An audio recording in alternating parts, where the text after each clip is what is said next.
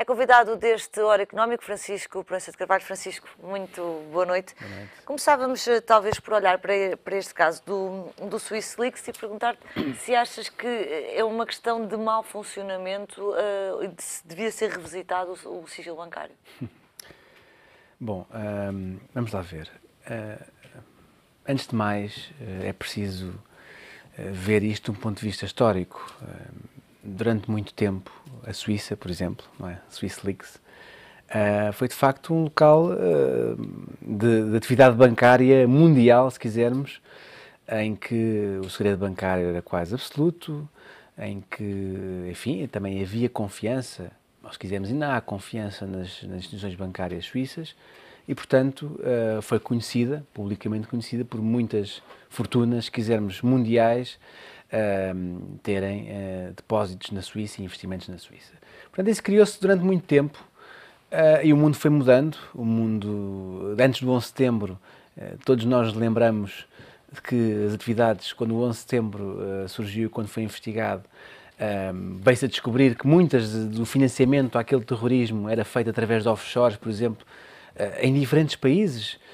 A partir daí houve uma evolução ao nível, por exemplo, do controle de branqueamento de capitais, houve uma evolução ao nível da identificação de beneficiários económicos e foi-se caminhando até ao dia 2, sendo que em 2005, 2006, 2007, como estamos aqui a falar, também não estava como está hoje, não se via como está hoje e a Suíça não estava como está hoje. Portanto, foi um caminho de evolução. Eu acho que hoje em dia os segredos é uma coisa em vias de extinção, é um facto. Nós vemos isso no segredo de justiça, vemos isso até em alguns casos no segredo de Estado, vemos isso no segredo bancário, vemos isso em todos os segredos. O mundo evolui nesse sentido. É uma evolução positiva, do teu ponto de vista, ou não? Depende. Há coisas positivas e há coisas negativas. Nós temos que aqui ponderar todos os valores. Eu acho que não se pode presumir qualquer pessoa que tenha dinheiro fora de Portugal, por exemplo, no estrangeiro, tenha praticado um crime, esteja a fugir aos impostos, esteja a branquear capitais, tenha dinheiro de tráfico de armas. Às vezes, quando se passa estas notícias, dá esta ideia. Não é verdade. Há outros motivos para se ter o dinheiro fora de Pode haver Portugal, muitos motivos, há liberdade de circulação de capitais, de bens, e há muitos motivos que podem existir. Resta saber se as pessoas cometeram algum crime ou não, por exemplo, alguma fraude fiscal ou não. Portanto, eu acho que o valor da privacidade é um valor que nós qualquer dia vamos ter saudades, porque quando nós damos certos espaços em que já não existe nada privado, já não existe sigilo bancário, já não existe nada, nós muitas vezes, as civilizações acabam por perceber que a emenda é pior do que o soneto e que de facto ficamos todos tão expostos de uma maneira completamente desregulada, que eu acho sinceramente que é preferível que exista sigilo bancário. E há mecanismos da lei, em Portugal e também noutros países, para levantar o sigilo bancário em determinados casos, quando há casos de suspeitas, quando há situações que assim o justifiquem, com garantias, através de juízes, ou seja, que não permita a qualquer pessoa andar a vasculhar a vida de outra pessoa. Mas isso aplica-se a todos. Portanto, eu devo dizer, esta ideia de que se procura um mundo perfeito, em que todas as pessoas são boas e que todos vamos ser totalmente cumpridores, enfim, é uma coisa utópica e que não existe. Portanto, as coisas devem ser sempre feitas com regras. Portanto, quando eu vejo aqui este Swiss Leaks, a forma como nasce, se calhar é feito de advogado, mas é uma forma, obviamente, através de jornalistas, que é difundida, mas através de uma pessoa que viola os seus deveres a que está adstrito e que não se sabe porquê que o viola. Não sabemos se zangou com o banco, por exemplo. Se zangou com o banco, se recebeu dinheiro por isso, se tem algum problema psiquiátrico, não sabemos nada disso, torna isto tudo muito perigoso. Eu acho que é a expressão que me ocorre. Eu sei que não é popular, nós hoje em dia queremos saber tudo, andamos sempre a moralizar tudo, isso é perigoso. O mundo sem regras e sem princípios básicos, nomeadamente o mundo ocidental, deixa de ser um mundo... Porque o argumento do outro lado existem às vezes sinais, ou frequentemente sinais de algum desfazamento entre aquilo que é o rendimento e aquilo que são os sinais de riqueza, e não é nem de propósito. Em março vai voltar a ser vão voltar a ser discutidas as propostas para alterar a lei e introduzir esta questão do enriquecimento injustificado, e depois por tecnicalidades, a verdade é que não há efeitos dissuasores para quem pratica este tipo de crimes. Eu não tenho a mesma opinião. Nós, por exemplo, em Portugal temos um Código Penal cheio de crimes económicos para todos os gostos e feitios, e que, obviamente, existem pessoas condenadas por isso, segundo regras, segundo processos, e, portanto, esta ideia de que se incentiva, não se pune, eu acho que é uma fantasia, cada vez mais é uma fantasia. Acho que também nisso houve um desenvolvimento e com que isso tem também de positivo e, portanto, desde que as coisas sejam feitas segundo as regras, eu acho que muito bem. Esta questão do enriquecimento ilícito, do enriquecimento injustificado, podem chamar o que quiserem. Em primeiro lugar, a mim parece-me que isto é sempre uma consequência de outro crime, ou seja, um enriquecimento injustificado é consequência de outro crime. Portanto, um crime, a consequência de ser em si um crime, só tem uma razão, como é evidente, é a de alterar as regras, é de dar todos os meios e mais alguns para o Estado perseguir toda a gente. E isso é sempre muito mais perigoso do que o contrário, do que as pessoas, os Estados punirem crimes concretos. E, portanto, é só a questão do passo. Dá-se um passo para além daquela barreira e depois nós um dia podemos todos nos vir a queixar disso. Porque é assim, não há... eu acho que a história também demonstra que não há entidade que nós, cidadãos particulares, a entidade que nós devemos ter mais medo é sempre do Estado.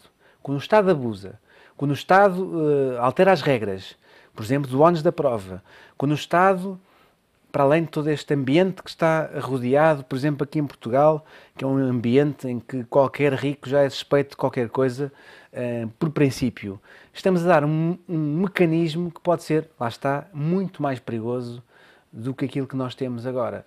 E esta é a minha opinião. É uma opinião, se calhar, de advogado, se calhar de um jurista, mas nunca nos devemos esquecer, mesmo nos momentos de crise, dos princípios estruturantes do nosso Estado de Direito Democrático. Eu acho que isso é fundamental. E às vezes os populismos, a necessidade de mostrar de responder a um caso concreto, a uma coisa... Tira sempre o foco da questão mais macro. Exatamente, e está-se a legislar para que as pessoas questão mais saibam micro. que a nossa lei já tem múltiplos mecanismos para combater este tipo de coisas. E tem mecanismos dissuasores deste tipo de crimes. Quando pensamos, por exemplo, na questão dos perdões fiscais, este pragmatismo económico a que os governos, sobretudo em tempo de crise, como é o nosso, estão obrigados, também não deturpa um bocadinho aquilo que devia ser uma visão mais de longo prazo e eventualmente mais moralizadora da sociedade do ponto de vista económico? Pois, se calhar aí, talvez. É verdade que os perdões que se fizeram tiveram um objetivo muito pragmático. O último foi o que correu melhor, aliás, mais de 200 milhões de euros. Tiveram um objetivo muito pragmático, mas também tiveram uma razão, na minha opinião, uma razão histórica, que é o que eu lhe dizia. Durante muito tempo, também aqui em Portugal, muitas pessoas, nomeadamente com mais posses, mas também outros imigrantes, o que é que seja, puseram o dinheiro fora de Portugal e durante muito tempo provavelmente não o declararam. E isso foi um mecanismo no sentido de incentivar as pessoas a regularizarem e a partir daí declararem, porque se não declararem a partir daí, as consequências poderão ser muito mais graves. Portanto, não há nenhuma resposta fantástica para aquela pergunta que me fazes, portanto... Então, a partir daqui, perdões fiscais são menos aceitáveis do que até aqui, ou não? Provavelmente, mas depois vai depender das circunstâncias. Os Estados, os governos, fazem sempre uma análise global do interesse do país, ou devem fazer, e, portanto, depende sempre do momento e do interesse do Estado nesse momento. O interesse do Estado não é sempre só a punição. Enfim, por exemplo, a Operação Furacão. Neste caso era o encaixe financeiro, provavelmente. Resultou num enorme encaixe financeiro, não é? E isso foi positivo para o Estado. E provavelmente no futuro vão acontecer outras coisas semelhantes.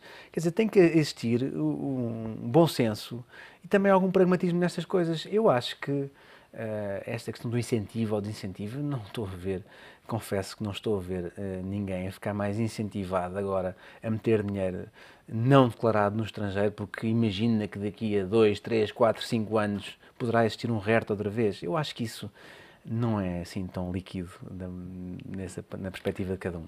Bem, avancemos então para o tema a Grécia. Por falar nisso, a Grécia Era o 28º país, bem à frente de Portugal, na lista de clientes do HSBC. E agora deve ter mais. Agora, provavelmente, por razões diferentes. Se atualizar a lista, ou diferentes ou cumulativas. Ou cumulativas, mas também por uma razão diferente. Quem é que quer agora ter dinheiro na Grécia neste momento, não é? Portanto, o teu ponto era exatamente esse, é que se pode tirar dinheiro por vários motivos e a fragilidade da economia pode ser um deles. Olhemos para o Eurogrupo, vai ser já amanhã, e o Wolfgang Schäuble veio dizer numa entrevista à Reuters esta tarde que ou a Grécia, no fundo, aceitava os termos ou então acabou. Sendo que não se percebe exatamente o que é que Schäuble quer dizer com acabou. O que é que estás à espera que aconteça?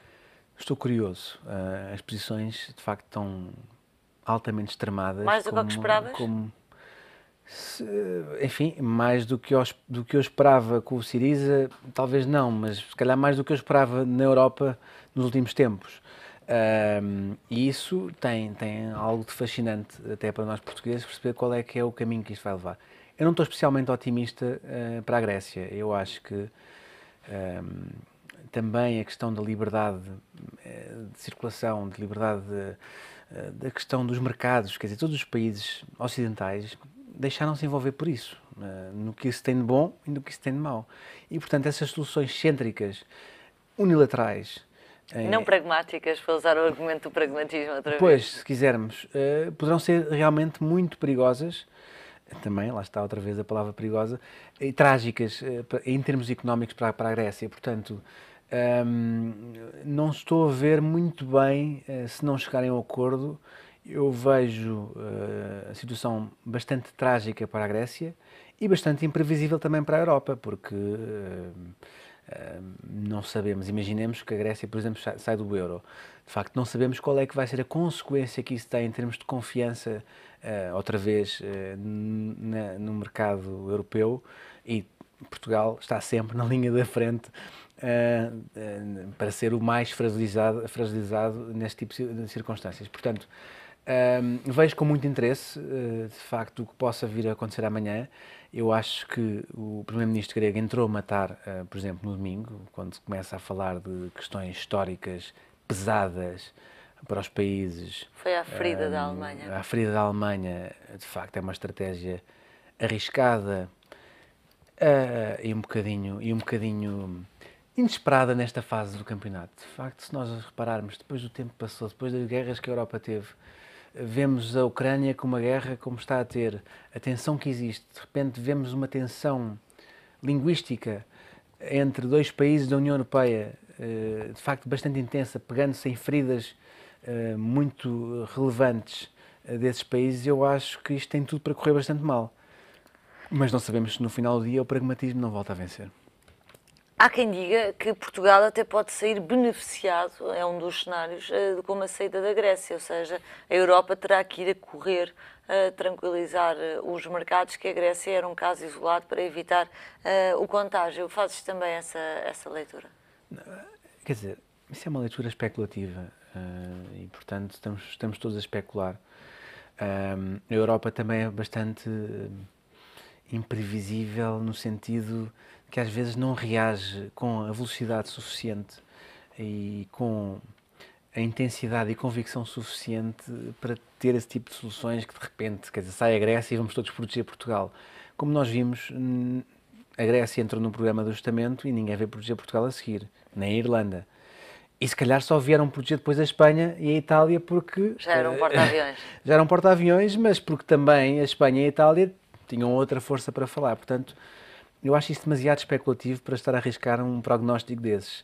Portanto, não alinho alinho sim, que é uma situação imprevisível e, portanto, eu acharia muito melhor que fosse possível a Grécia manter-se no euro e que fosse possível continuar este caminho de dizer que ninguém sai do euro. O euro é algo que não se vai mudar e que se tem uma perspectiva de progresso e de crescimento para as diferentes economias, coisa que, de facto, a Alemanha também não tem ajudado nesse aspecto. Isso aí eu já escrevi, já disse aqui várias vezes, já fui altamente crítico daquilo que tem sido a política europeia / alemã para o desenvolvimento da Europa, e o Syriza, em parte, também é uma consequência disso, mas a Grécia é um país, de facto, muito especial em termos também pelo caminho que o fez chegar a este ponto, mas eu esperaria, e acho que seria muito melhor para Portugal e muito mais previsível que a Grécia eventualmente conseguisse um acordo um bocadinho melhor, Portugal pudesse aproveitar essa melhoria também para o seu interesse, e, enfim, a Europa seguisse em paz e em,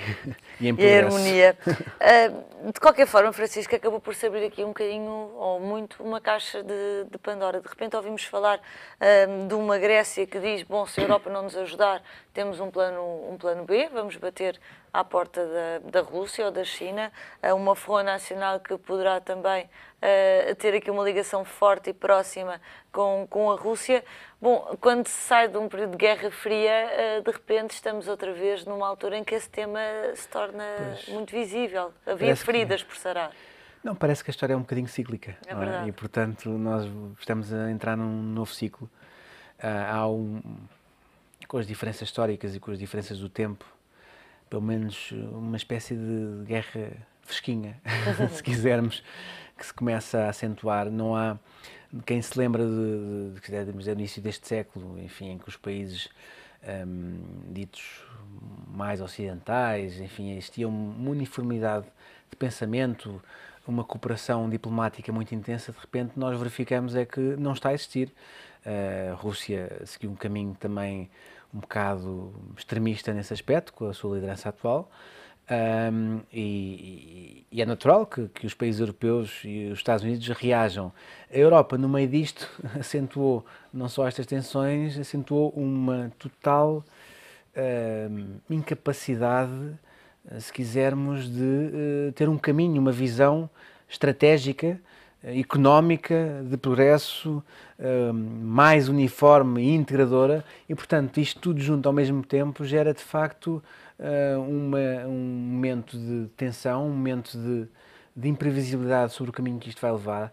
Eu acho que ninguém hoje em dia, se repararmos, quer dizer, as perspectivas de crescimento económico na Europa, as perspectivas de crescimento, é tudo muito vago, quer dizer, as pessoas estão muito, os analistas estão todos muito, aparentemente, preocupados com isso. É a escassez de recursos, é o capitalismo numa das suas más fases, ou são os políticos que são piores do que aqueles que tivemos, comparando outra vez os dois períodos? Acho que, de facto, tivemos menos estadistas à altura dos acontecimentos que tivemos noutras fases da história, até na Alemanha, por exemplo,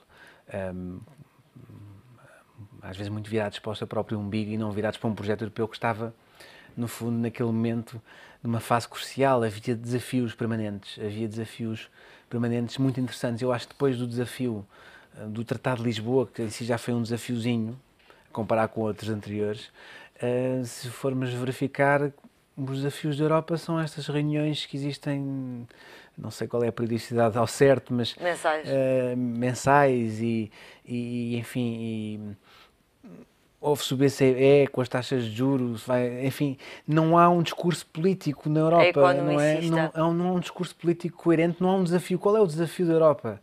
É integrar mais países? Eu não percebo, eu acho que não há uma mensagem clara, porque a Europa de facto ficou um bocadinho amarrada a uma reação através de uma austeridade extrema, em alguns casos extrema, perante os programas que se foram seguindo, e de facto não há essa mensagem. Isso tem tornado o projeto europeu ultra distante das pessoas, tem tornado o discurso nos países completamente desinteressante, porque, por exemplo, aqui em Portugal, eu não percebo qual é o discurso português. Portanto, quando o discurso político se torna desinteressante, obviamente, quem tem um discurso mais populista, mais extremista, se quisermos, acaba sempre por capitalizar. E depois, as consequências normalmente não são boas. Também foi sempre assim, quer dizer, com as devidas adaptações históricas, foi sempre assim. Foi nos momentos de indefinição, de crise, de esmagamento psicológico ou físico dos países que nasceram os piores regimes. Eu não estou a dizer que agora, se calhar, vão nascer novos Hitlers, mas nascem coisas preocupantes em termos políticos na Europa. E percebe-se porque nascem. De facto, percebe-se porque nascem. É da necessidade sempre. Nascem, as pessoas, os eleitores, os cidadãos precisam de desafios que puxem pela sua Que os galvanizem. Que os galvanizem, não é? E aqui em Portugal tivemos muito, a nossa entrada na Europa foi boa, nós estávamos galvanizados por isso. Enfim, houve um desenvolvimento bastante grande, não se pode negar isso, desde se quisermos, de 76, a partir daí 80, e muito grande no momento em que entramos, na Comunidade Económica Europeia. E portanto, depois disso, houve o euro, que era um desafio. Antes disso tinha existido também, no fundo, outros tratados muito importantes para a Europa. A partir daí não houve nada de especial. E não há nada de especial aqui em Portugal que mobilize o discurso político. Portanto, isso é um problema da atualidade, na minha opinião. E, de facto, o que acaba por mobilizar o discurso político muitas vezes são estas coisas do enriquecimento ilícito, da perseguição às pessoas. No fundo, o que galvaniza são os processos judiciais. Quer dizer, fala-se mais de justiça do que nunca. Mas não há ideias políticas para o progresso. Mas e este ano é um ano particularmente importante para Portugal, porque temos legislativas no Congresso Nacional do Partido Socialista. No final do ano passado, António Costa usou expressões como a pessoa humana, querer recentrar o discurso político novamente nas pessoas. Esse momento, entretanto, acabou por se perder um bocadinho, porque o tema da dívida voltou a invadir a campanha. Aliás, hoje António Costa reagia à antecipação do pagamento ao FMI anunciada pelo Governo como uma forma de renegociar dívida e não de reduzir endividamento. Estamos todos outra vez a falar do mesmo e, portanto, vai ser difícil, se calhar à esquerda, capitalizar neste discurso. Pois a dívida e os excessos é um problema do nosso tempo, de facto, e que nos amarra todos um bocadinho a isso. Portanto, é de facto importante discuti-la e pensá-la, mas de uma forma integrada. Eu não digo a Europa, quer dizer, um país excêntrico, agora se Portugal, agora vamos renunciar à dívida, agora não vamos pagar, vamos ter um perdão de dívida. Quer dizer, isto é uma tragédia, como é evidente.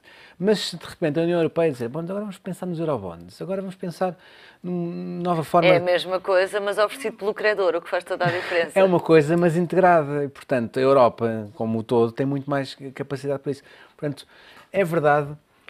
Então é difícil ser alternativa a este governo. É difícil ser alternativa a este governo, é difícil ser alternativa à política europeia, é muito difícil ser alternativa e, portanto, isto vai acabar, na minha opinião, por se decidir, mais uma vez, quisermos, por um combate de pessoas. Quem é que nós confiamos mais para ser o nosso líder? Quem é que nós simpatizamos mais?